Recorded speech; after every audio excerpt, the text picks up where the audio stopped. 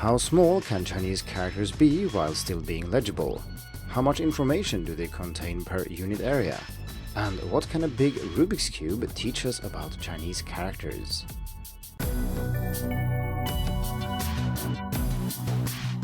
Hello and welcome to the Hacking Chinese podcast. In this week's episode, we are going to talk about Chinese characters and Rubik's Cubes. These two topics seem completely unrelated, but they can actually be connected in an interesting way, which is what I will attempt to do in this episode. Last year, I embarked on a project to write the Chinese title of Hacking Chinese, which is 揭秘中文, using Rubik's Cubes. The question I wanted to answer is if I can use large Rubik's Cubes, say 10 by 10 in size, to write Chinese characters. And in my case then, the characters in the Chinese title of Hacking Chinese. The short answer is yes, this is possible, but the road there was much more interesting than I thought from a language perspective. So yes, it was interesting to figure out how to do this on a Rubik's Cube, but that is not what I'm going to talk about here. Instead, I'm going to talk about what I learned about Chinese characters throughout this project. This means that this episode will be a little bit more nerdy, or should I say interesting, than most other episodes I've published, but it is still aimed at people who are interested in Chinese, not Rubik's Cubes. Let's dive in. So the basic challenge here is to write Chinese characters using Rubik's Cubes, and this clearly cannot be done if you only use one normal 3x3 Rubik's Cube per character. To get around this, you can just use more Rubik's Cubes, and it should be fairly self-evident that if you use enough Rubik's Cubes, you can write anything, or indeed draw anything, because you can just use every sticker as a pixel, and if you have enough of these, you can clearly display photos or whatever you want. The world record for biggest Rubik's Cube mosaic, which is when you use many cubes to, for example, display images, is over 100,000 cubes, and then you clearly have enough pixels to display anything you want. Such a project is not very interesting from either a learning Chinese perspective or from a cubing perspective, because it's just about logistics and the practicality of dealing with 100,000 cubes. So what I want to do is to use one cube, or maybe one face of one cube, for each character that I want to write. As established, we clearly need bigger cubes than 3x3, but how big? Or if we look at it from a Chinese character perspective, how small can you write a Chinese character while still making it legible? It would also be interesting to compare this with other languages. So are Chinese characters, for example, more dense in information than, say, languages that use the Latin alphabet? These questions are extremely hard to answer, I would say almost impossible to answer, because it depends on what you mean and how you set this up. For example, you need to take many practical things into consideration. So how good is your eyesight, for example? If you see twice as well as I do, you can see a character half the size, after all. I can compensate for that, however. If I have a camera or if it's a digital character, I can zoom in and then I can see as well as you do. But then the question of size becomes a little bit meaningless. This is neither surprising nor interesting, so we need to look at this from a different angle. It's not about absolute size. A better question to ask is, what's the smallest resolution needed to display Chinese text? If we have an area with a grid divided into several pixels, where each pixel can be black and white, how large does this grid need to be for us to be able to write Chinese characters? If you want to, you can pause the podcast here and think about this. How would you figure out how big this grid needs to be? A primitive way to figure out the minimum resolution would be to simply check the most complex character and see how many vertical and horizontal lines it has, and also how much space it needs between these lines, and add everything up vertically and horizontally. Here we run into a problem though. Which character are we going to use? It should be obvious that if we use a character like E1, which is essentially a horizontal line, we only need 2 pixels. But if we instead want to write the character Ta, which has 4 dragons, and that's a traditional version of Long, which has 16 strokes each, so a grand total of 64 strokes, we need at least 22 pixels vertically and 16 horizontally if we want to show all strokes. This might still not be enough, because not all strokes are of course perfectly vertical or horizontal, and to display characters fully you need much more than this. But as a minimum at least, we can say that 22 by 16 would be okay to write even more complex characters. This seems a little bit unfair though, considering that Ta, this quadruple dragon character, is not used in modern Chinese, and most people don't know this character. This leads to a subjective argument where you need to decide what characters are in use and which characters you want to write. And even if it should be clear that we want to be able to write E1, but not Ta, the dragon character, which incidentally means the appearance of a dragon flying. So where you draw the line here does influence the answer. If you want to write any Chinese character, you clearly need more pixels than if you want to write a specific subset of characters, which probably doesn't include these super fancy complex characters that nobody uses. Simplified Chinese probably requires a smaller grid to write than traditional Chinese, although this is not a given either because many of the rarer characters, even those that are in use sometimes, have not been simplified, and what determines the size of the grid we need is not the average size of a character or the average complexity of a character, but the most complex character we want to write. My goal with this project, though, was not to write any Chinese character, it was to write the Chinese title of Hacking Chinese, which does contain some fairly complex characters, but nothing extravagant. Again, the Chinese title of Hacking Chinese is 揭秘中文, so how many pixels do we need to write that? And I should also mention that in the written article on Hacking Chinese, you can obviously see the written characters that I'm talking about, and later you will also be able to see more pictures of both cubes and characters written on cubes. This is something I can talk about here, but I obviously can't show you pictures. So how many pixels do we need to write these 4 specific characters then? This question is not possible to answer either, so deeper into the rabbit hole we go. So far, we've only looked at individual Chinese characters, but just like in any other language, people don't read using individual symbols. The question is not really if you can read a single character completely out of context, but if you can read it in context, and if you can read the word or the sentence that the character is in. And if you can do that, you can say that the sentence is legible. And in real life, there is always context. It's easy to believe that a reading is about decoding the parts and components of characters and combining them into a larger meaningful unit and so on. But this is only a small part of what reading is about. It's also about top-down processes where you use what you know, for example, from context, what comes before this character, what comes after it, in what context does it appear, and so on.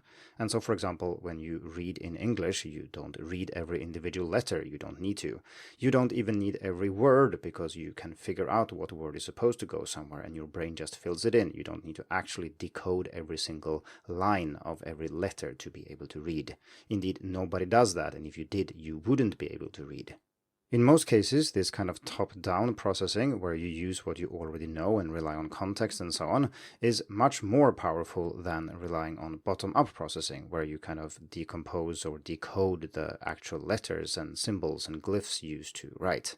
I've discussed this, but for listening comprehension in a series of articles that I will link to in the show notes. And like I said, it's about listening, but the processes are largely the same for reading.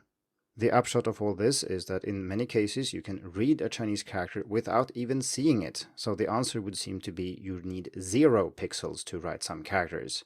For example, if you see the characters da, pen, and then there's a here, which is a character you can't see, and this one actually works in spoken Chinese as well, you know, if you're a relatively proficient listener or reader of Chinese, that that third character has to be ti, forming the phrase da pen ti, which means to sneeze. And this is, of course, because there is no other character that works in this spot. So just as long as you can read the da and the pen, you know that the third character is ti, because that's the only thing that can go there. So even then, if we used 0 pixels, we didn't display this character, you would still be able to read it, as it were. The point I'm trying to make here is that what it means to be able to read something is a lot more than what's written on the page, or how many pixels or how detailed the characters are. You can then essentially, in this case at least, read some characters without even writing them out. And this was not really a cherry-picked example, even if I think it was clearer than most other cases. But if you take a normal text and you just select random character and you remove it and you give this text to a native speaker, it's highly likely that they will figure out what this character is without really trying very hard. Like I said, most people don't read all characters when they read a text, and we don't do that in English either. Of course, this doesn't mean we can use 0 pixels to write 解密中文, but it does mean that reading is more complex than most people think, and we can't just answer this question by looking at individual characters, because it matters where they are, and like I said, when reading normally there is always context, and even in a 4-character phrase there is context. Fortunately, I'm not the only person who have thought about this, and there are some very practical applications of thinking about how to display Chinese characters using only a few pixels. And one of them is LCD displays. If you think about old digital gadgets or perhaps displays in a metro station, there is a limited number of pixels to use for these displays, and if you write English, it's not that complicated because the most complicated letter is not very complicated to write, and so you only need a few pixels to do that. But the question of how many pixels you need to display Chinese characters in a legible manner is important then, because of course if you have a bigger screen, it's more costly, takes up more space, and so on. So many smart and creative people have thought about this problem and tried to design fonts for Chinese that use as few pixels as possible.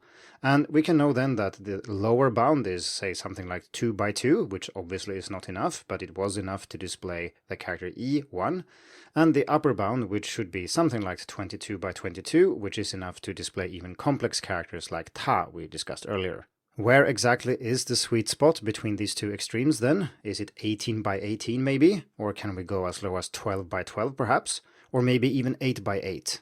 If we leave the realm of LCD displays for a moment and think about Rubik's cubes, which I'm using here to write these characters, this matters quite a lot because bigger cubes, say 14 by 14, are very expensive, even though they are actually mass-produced these days, so you can buy them for a moderate amount of money, a few $100. But I don't want to use bigger cubes than I have to, because it takes a lot of time to solve these cubes and set them up the way we want.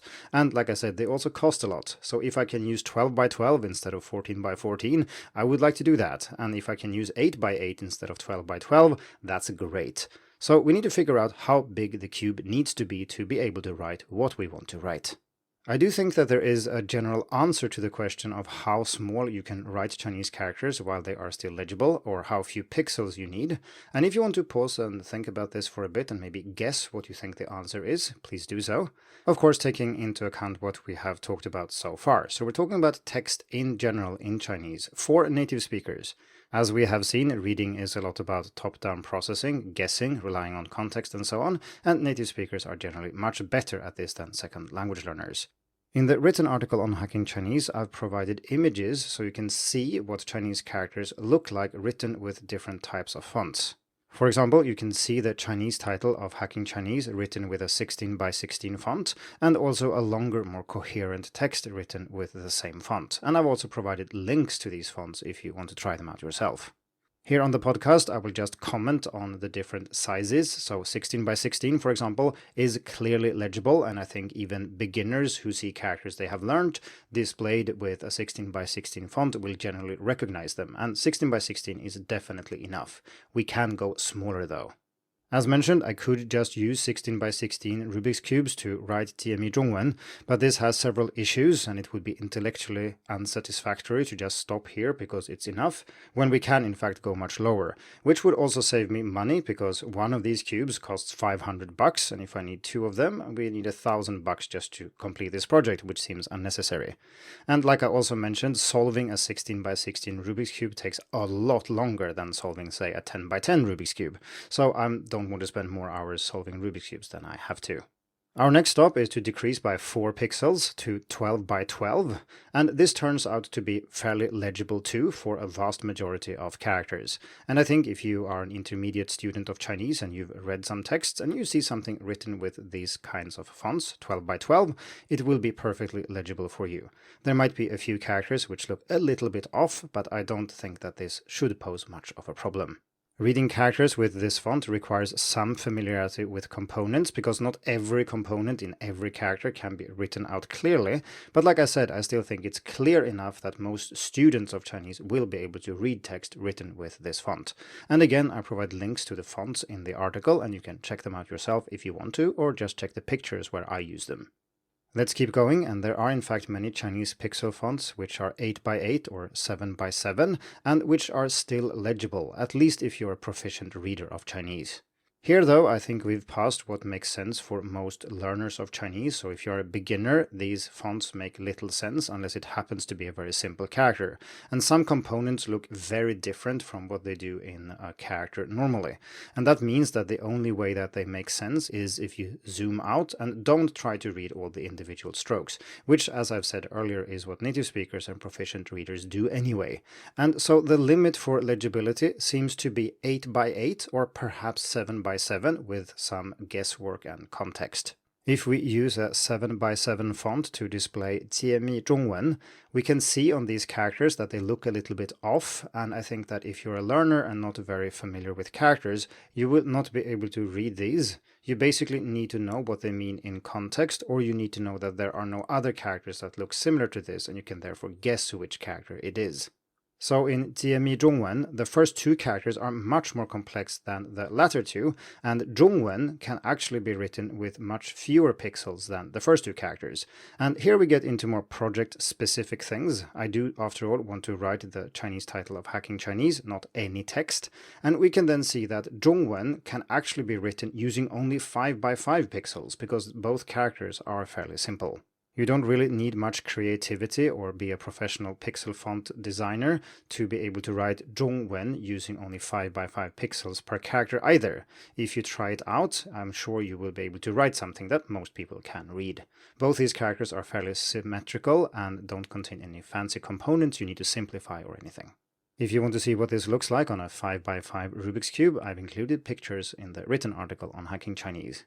Since I actually use my 5 by 5 Rubik's Cube and happen to have a 7 by 7 that I don't use, I used a 7 by 7 instead. It's not because the characters are more legible or anything like that, it's basically the same, but it's more practical for me. Now, the first two characters, 解 and 密, are a bit more complicated because if we use the 7 by 7 font I talked about earlier to display these two characters, I'm not terribly happy with the result. They look too weird and don't really look like the characters we're after here. Would they be readable in context? Yes, I think so. But this is also a name, so the context is not as strong there. And I want the cube to clearly show the characters, unambiguously show the characters that I'm after. One solution is to try to create our own font, as it were. I mean, not for all characters in the Chinese language, but only for these two characters, and just simply try to draw or write our own mini versions of these characters that are closer to the original or are more legible. Designing a pixel font is very hard. It's not as easy as you might think. I mean, the first thing that comes to mind is, can't you just scale down bigger versions of the characters and just use fewer pixels? This turns out to not work at all. So for example, if you take a 16 by 16 font and you just scale it down to 8 by 8, this doesn't work and you just get large black blobs which are much less readable than the 7 by 7 pixel font we have talked about earlier. The reason the really small pixel fonts work is because that someone with a lot of creativity and patience worked their way through the entire Chinese written language and tried to come up with the best abbreviations and short forms of characters that work with only 7 by 7 or maybe 8 by 8 pixels. The tricky thing here is that just changing a few pixels or maybe moving one around can mean the difference between a character being legible and not, and knowing how to do this is not easy.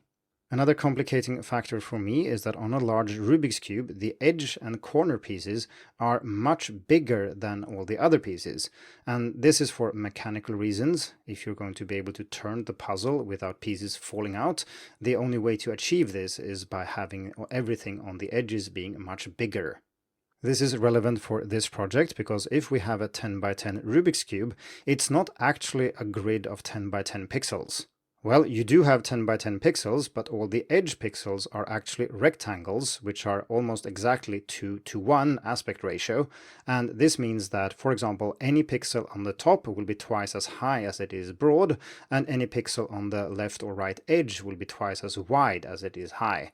And this puts further constraints on how we design the characters and how we write them using Rubik's Cubes. However, Rubik's Cubes have an advantage over pixel fonts, which is something I didn't realize until about halfway through this project. And that is, Rubik's Cubes are not black and white. I can hear gasps of surprise. I mean, really, Rubik's Cubes have colors? But this actually matters a lot when designing a font, because unlike a pixel font where you only have black on white, we can actually use 3 colors, and this makes it much easier. The reason for this is that if you use only black and white, you need to have white between strokes and between components, because otherwise everything will just float together and it will end up being a black blob. When you have 3 colors, which we can use on a Rubik's Cube, it means we can put components next to each other. For example, if we take the character Jie here, we have a hand on the left, and we can use one color to write that hand, and then use a different color to write the component on the right. And this means that these can be adjacent to each other and touch each other without impacting the legibility of this character. This is also true for the second character, Mi, which has a B. This is a heart with an extra stroke in it, and we use a different color for that compared to the other components. And that means that we can use many fewer pixels, or the same number of pixels, but make the character much more legible. If you want to look at my designs for this, you can check the article on Hacking Chinese and compare with the fonts for 7x7 or 8x8 pixels. And as you can see, the difference is pretty big. I think that my versions with 3 colors are very easy to read and can clearly only be the characters we're after here, whereas the generic default fonts for 7x7, 8x8 for these characters are a bit weird, as I said, and don't really look like the characters we're after. So we're getting pretty close to the goal here. We know that we can write Zhongwen with 5x5, but I used 7x7 because I could do that and had the cube available already. And we can definitely use a 10x10 Rubik's Cube to write Jiemi, as long as we're allowed to use 3 colors. There are a few extra constraints that people who are experienced with big cubes will know about, but I think most listeners will not be experienced with larger Rubik's Cubes, and I will mention a few things here, but I won't go into too much detail. So for example, because of the nature of a Rubik's Cube, you have to choose colors wisely. While most pieces on a Rubik's Cube can be moved around at will, as long as you don't care about what the other faces of the cube looks like, and we don't care about that, this is not true for the edges and corners. For example, since white and yellow are opposite faces on a solved cube, there is no corner that shares these 2 colors and no edges that are white and yellow.